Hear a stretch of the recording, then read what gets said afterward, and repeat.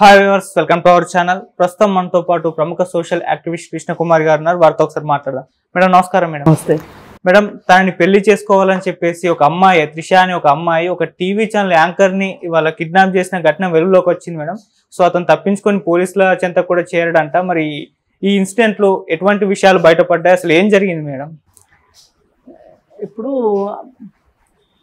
ఏదో matrimony site లో అతని ఫోటో చూసిందంట. చూసిన తర్వాత ఇద్దరికి నచ్చాలి. అవును, మామూలు ప్రొఫైల్స్ నచ్చాలి ఫస్ట్, తర్వాత పెళ్లి చూపులు, అసలైన కట్న కానుకలు ఉంటాయి, ఇవన్నీ ఉంటాయి కదా. అవును, ఇవన్నీ అయ్యాకనే నిశ్చితార్థాలు అయిన తర్వాత పెళ్ళి. ఇప్పుడు ఇంత ప్రాసెస్ని బైపాస్ చేసేసి నాకు నచ్చాడు కాబట్టి ఏమైనా సరే అతను పెళ్లి చేసుకోవాలి అని ఆ అమ్మాయి అనుకోవడం ఏదైతే ఉందో అది ఊహించలేని విషయము, అవాంఛనీయమైన విషయం కూడా. అది ఎట్టి పరిస్థితుల్లో కరెక్ట్ కాదు, చట్టరీత్యా కూడా కరెక్ట్ కాదు. చాలామంది అనుకోవచ్చు ఇదే అబ్బాయి చేస్తే చాలా గొడవ చేస్తారు కదా, అమ్మాయి చేసినా తప్పే, అబ్బాయి చేసినా తప్పే. ఇప్పుడు ఇలాంటి విషయాల్లో అమ్మాయి కదా అని ఆమెకేమీ శిక్ష తక్కువ ఉండదు. ఇదే కిడ్నాప్ అబ్బాయి ఒక అమ్మాయిని చేస్తే ఏ విధమైన శిక్ష ఉంటుందో అమ్మాయి చేసినా అమ్మాయికి కూడా అదే రకమైన శిక్ష ఉంటుంది. అందుకని ఎవ్వరు ఇది చూసి కంగారు పడిపోయి బెంబేలు పడిపోయి అబ్బో ఆడవాళ్ళు ఎక్కడికో వెళ్ళిపోతున్నారు, వాళ్ళు ఏం చేసినా తప్పు లేదు, వాళ్ళని అసలు చట్టం శిక్షించదు, ఇట్లాంటి అపోహలు పెట్టుకోవద్దు ఎవరు. ఇండియన్ పీనల్ కోడ్ ప్రకారం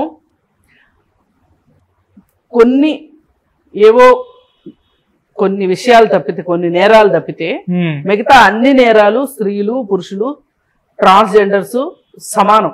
అవును, అసలు ఇందులో ఏమీ ఇది లేదు.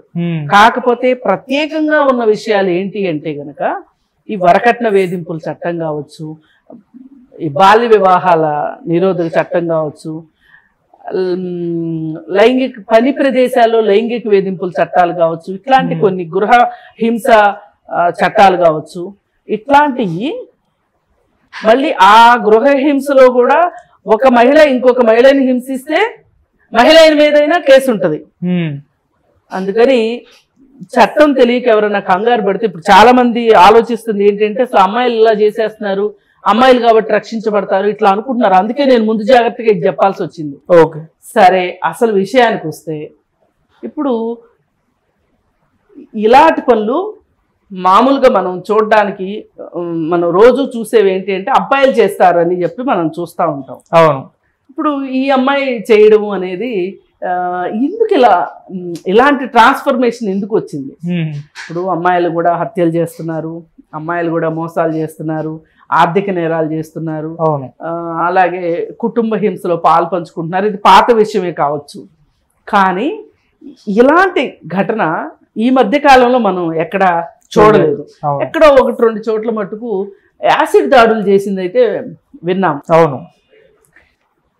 ఇప్పుడు అసలు ఇంత ధైర్యం ఎందుకు చేస్తారు అమ్మాయి అయినా అబ్బాయి అయినా? అవును,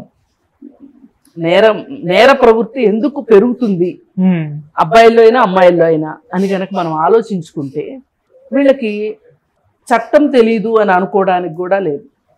చట్టము అంటే అదేదో పైనుంచి ఊడిపడలే, దానిలో ఏవో ఆర్టికల్స్ అవి ఇవి ఉంటాయి, ఇండియన్ పీనల్ కోడ్ ఇవన్నీ ఉంటాయి, అది వేరే విషయం. కానీ మామూలుగా సూత్రీకరిస్తే గనక చట్టము అనేది నథింగ్ బట్ కామన్ సెన్స్. అవును, ఇప్పుడు మీకు కామన్ సెన్స్ ఏంటి? పక్క వాళ్ళ వస్తువులు దొంగిలించకూడదు, ఇది కామన్ సెన్సే కదా. అవును, పక్క వాళ్ళని దూషించకూడదు, పక్క వాళ్ళని కొట్టకూడదు, పక్క వాళ్ళని హత్య చేయకూడదు. ఇప్పుడు ఇండియన్ పీనల్ కోడ్ దాకా వెళ్ళాలా ఇవన్నీ తెలియాలి అంటే? మామూలు కామన్ సెన్స్ ఉన్న ఎవరికైనా అర్థమయ్యే విషయం. కానీ ఈ కామన్ సెన్స్ని ఏవి మూసేస్తున్నాయి అనేది ఇప్పుడు ప్రశ్నార్థకం. ఇప్పుడు మనం మాట్లాడుకోవాల్సింది అదే.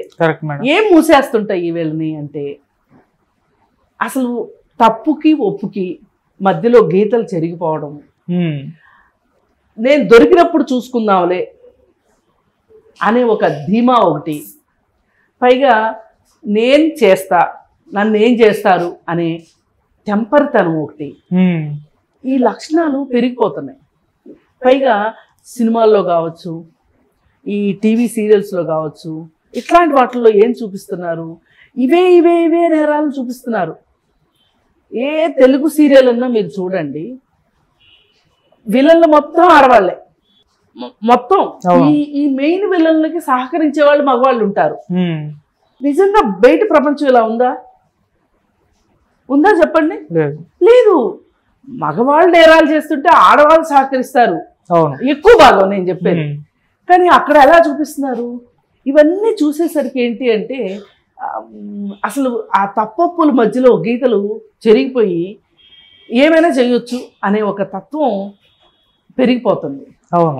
ఇది అబ్బాయిల్లోనూ పెరిగిపోతుంది, కొంతమంది అమ్మాయిల దగ్గర కూడా పెరిగిపోతుంది. వీళ్ళకి ఏంటంటే కుటుంబ పరిస్థితులు సరిగా లేకపోవటం, అలాగే కుటుంబంలో కలహాలు ఉండటం ఎక్కువ, భార్యాభర్తల మధ్యలో కలహాలు ఉండటము, ఆర్థిక ఇబ్బందులు ఉండటము, అలాగే ఎవరో ఇలా చేసిన వాళ్ళు పట్టుబడకుండా ఉన్న విషయం వీళ్ళకి తెలియటం. అందుకని వీళ్ళు ఏంటంటే వాళ్ళు సమర్థించుకుంటారనమాట. వాళ్ళెవరో చేశారు కదా, వాళ్ళెవరో కంప్లైంట్ చేసినా కానీ పోలీసులు యాక్షన్ తీసుకోలేదు కదా, పోలీసులు యాక్షన్ తీసుకున్న చట్టం నుంచి వాళ్ళు బయటపడ్డారు కదా అనే ఒక ఉద్దేశం. ఆ ఉద్దేశంతో వీళ్ళు ఇలా చెయ్యడానికి గల కారణాలు ఒక్కొక్కటి మీకు చెప్తున్నా. పైగా వీళ్ళకి ఇప్పటికే ఒక గౌరవప్రదమైన కుటుంబం లేకపోవటము, అలాంటి వాతావరణం లేకపోవటం, అలాగే ఇప్పుడు లేదు భవిష్యత్తులో వస్తుందన్న నమ్మకం కూడా లేకపోవటం, అలాగే నిరుద్యోగం కూడా ఒక కారణం. ఇవన్నీ కలగలిసి ఈ పరిస్థితులన్నీ మానసికంగా కూడా వాళ్ళని ఇలాంటి పనులు చేయడానికి ప్రేరేపించేవి ఉంటాయి. అంటే దీన్ని యాంటీ సోషల్ పర్సనాలిటీ అంటారు. ఇవి ప్రతి మనిషిలోనూ ఉంటాయి. యాంటీ సోషల్ పర్సనాలిటీ ట్రేట్స్ ప్రతి మనిషిలోనూ ఉంటాయి. అవి ఒక రకంగా పుట్టుకతో వచ్చే విషయాలే. కానీ పెరుగుతున్న క్రమంలో తల్లిదండ్రులు చెప్పటం కావచ్చు, స్కూల్లో చెప్పటం కావచ్చు, స్నేహితుల ప్రభావం కావచ్చు, మనిషి ఒక మంచి మానవుడిగా పరిణామం చెందుతారు. ఇలాంటి అవకాశం లేని వాళ్ళు ఏం చేస్తారు అంటే వాళ్ళల్లో ఉన్న ఈ యాంటీ సోషల్ ఎలిమెంట్స్ ఏవైతే ఉంటాయో అవి విజృంభిస్తాయి అన్నమాట. ఇది ఒక రకంగా చూసుకుంటే మన శరీరంలో రోగనిరోధక శక్తి లాంటివి. ఇప్పుడు మనకి రోగనిరోధక శక్తి బాగా ఉందనుకోండి, ఇప్పుడు మన చుట్టూ చాలా వైరస్లు అవన్నీ తిరుగుతూనే ఉంటాయి, గాల్లో ఉంటాయి. ఇప్పుడు ఇద్దరు ఫ్రెండ్స్ ఉంటారు, ఇద్దరు కలిసి తిరుగుతూ ఉంటారు, కానీ ఒకరికే జ్వరం వస్తుంది అంటే వాళ్ళు వీక్గా ఉన్నారని అర్థం. రోగనిరోధక శక్తి తక్కువగా ఉంది.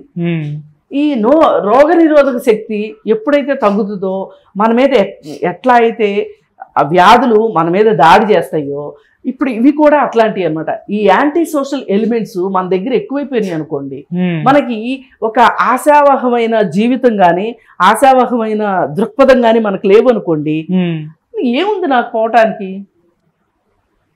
అనే ఒక నిరాశ వచ్చేస్తుంది. ఆ నిరాశలో నుంచి ఏమైనా చేయొచ్చు అనిపిస్తుంది. పైగా కొన్ని చోట్ల కొంతమంది రౌడీలు చాలా కీర్తింపబడతా ఉంటారు. అవి చూసి వీళ్ళకి ఏమనిపిస్తుంది అంటే మనం కూడా అలా చెయ్యాలి అంటే రోల్ మోడల్ని ఎంచుకునే దగ్గర మన చుట్టూ ఉన్న రోల్ మోడల్స్ని బట్టే మనం ఎంతో కొంత ప్రభావితం అవుతూ ఉంటాం. ఆదర్శ వ్యక్తులు అంటారు కదా, మన చుట్టూ ఉన్నారనుకోండి ఎవరన్నా, మనకేమనిపిస్తుంది ఇలా అవ్వాలి అనుకుంటాం. అలాంటి పరిస్థితి లేనప్పుడు వీళ్ళకి ఆల్రెడీ యాంటీ సోషల్ ఎలిమెంట్స్ వీళ్ళ మనస్తత్వంలో ఉన్నప్పుడు ఇంకా వాళ్ళు ఇలాంటి పనులు చేయడానికి సాహసిస్తారనమాట. అసలు ఎందుకు ఇలా సాహసం ఎందుకు వస్తుంది అంటే చుట్టూ పరిస్థితులు, వీళ్ళు ఇలా ఉంటే కూడా నీకేం అవ్వదు అని ఇచ్చే భరోసా ఒకటి, మంచిగా ఉంటే నాకు మంచి జరుగుతుంది అనే నమ్మకం లేకపోవటము, ఇవన్నీ కలగలిసి వ్యక్తులు ఇలా తయారవుతారు. ఇలా తయారైన వ్యక్తులే ఇప్పుడు చీటింగులు చేయటానికి కానీ, మోసాలు చేయటానికి కానీ, దారి దోపిడీలు చేయటానికి కానీ, అలాగే ఇప్పుడు ఆన్లైన్ మోసాలు చేస్తూ ఉంటారు. వీళ్ళందరూ ఏంటి అంటే మనం దొరకం కదా, దొరికినప్పుడు చూసుకుందాము అనుకునే మనస్తత్వం.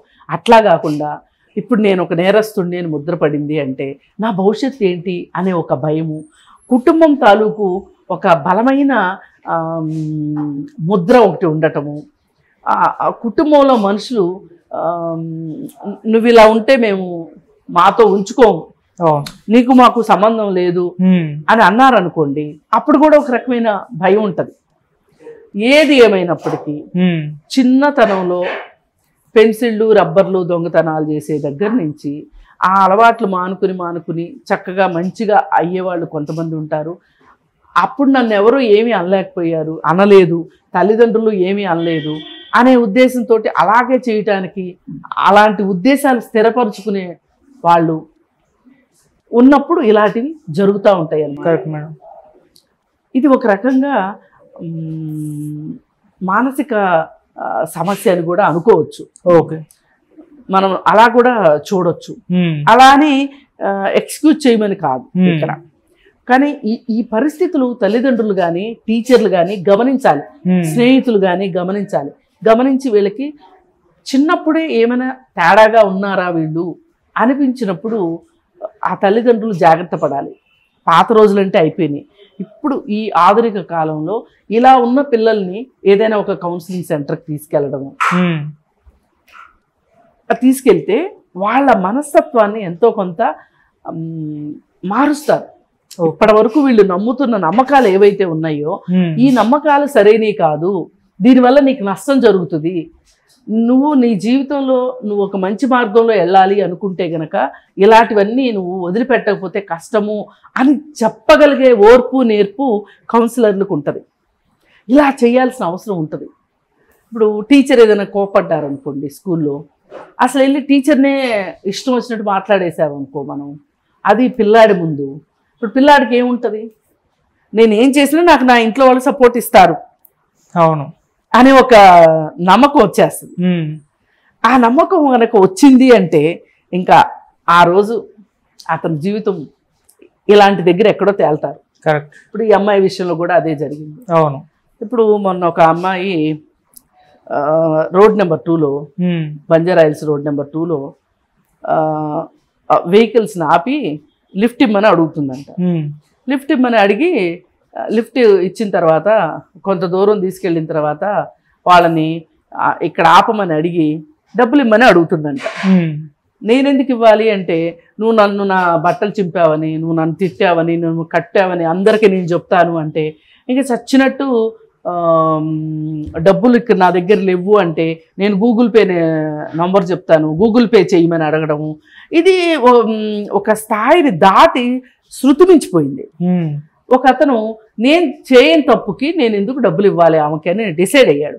వెంటనే ఏం చేశాడు అంటే పోలీస్ స్టేషన్కి వెళ్ళి కంప్లైంట్ చేశాడు. కంప్లైంట్ చేస్తే సీసీటీవీ దీని ప్రకారం పట్టుకుని ఆమె స్టేషన్కి తీసుకొచ్చారు. ఆమె తీసుకొస్తే ఆమె చెప్పింది ఏంటి అంటే, ఆన్లైన్ గేమ్స్ ఆడటం వల్ల నేను డబ్బులు పోగొట్టుకున్నాను, ఇంట్లో డబ్బులు, మరి ఆ డబ్బులు నేను సంపాదించాలి ఎట్లా, అందుకే నేను ఈ మార్గం ఎంచుకున్నానని చెప్పింది. ఇప్పటి వరకు ఎంతమందిని చేసావమ్మా అంటే ఓ 20-30 మందిని చేశానని చెప్పింది. ఆ 20-30 మంది కంప్లైంట్ చేయడానికి సాహసించలా. అసలు నువ్వు అమ్మాయి బండి ఎందుకు ఎక్కించుకున్నావు, నీ దురుద్దేశం ఏంటి, ఇలా మాట్లాడతారు కదా, అందుకని చెప్పలేదన్నమాట. అంటే ఒక చోట మోసపోయిన వాళ్ళు కూడా ఇంకొక నేరం చేయడానికి సిద్ధపడతారు. ఓకే, అంటే ఒక నేర మనస్తత్వం పెరగడానికి ఇది కూడా ఒక కారణం. అందుకని ఏ రకంగా అయినా సరే మిమ్మల్ని ఎవరు మోసం చేసినా మీరు దాని నుంచి బయటపడాలి. ఇలా మోసపోవడానికి కారణం ఏమై ఉంటుంది, నేనేమన్నా జాగ్రత్తలు తీసుకోకపోవటం వల్ల మోసపోయానా ఏంటి అని ఆలోచించుకోవాలి. చెప్తే మోసం చేయడమే మార్గం అనే దానిలోకి మట్టుకు మీరు వెళ్ళకూడదు. అది ఎప్పటికైనా మిమ్మల్ని ఇబ్బందులకి గురి చేస్తుంది. ఇప్పుడు ఈ అమ్మాయి విషయం చూసుకుంటే కూడా మరి తల్లిదండ్రులు ఈ అమ్మాయి విషయంలో మరి ఏ అజాగ్రత్తగా ఉన్నారు, అసలు ఈ అమ్మాయి చరిత్ర ఏంటో తెలిస్తే, కొంచెం ఆ అమ్మాయి నేపథ్యం తెలిస్తే మనం ఇంకొంచెం మాట్లాడుకోవచ్చు. ఏది ఏమైనా ఇలాంటి నేరాలకి పాల్పడడం మట్టుకు అబ్బాయిలైనా అమ్మాయిలైనా చేయడం శ్రేయస్కరం కాదు. Right madam, thank you so much madam. Thank you.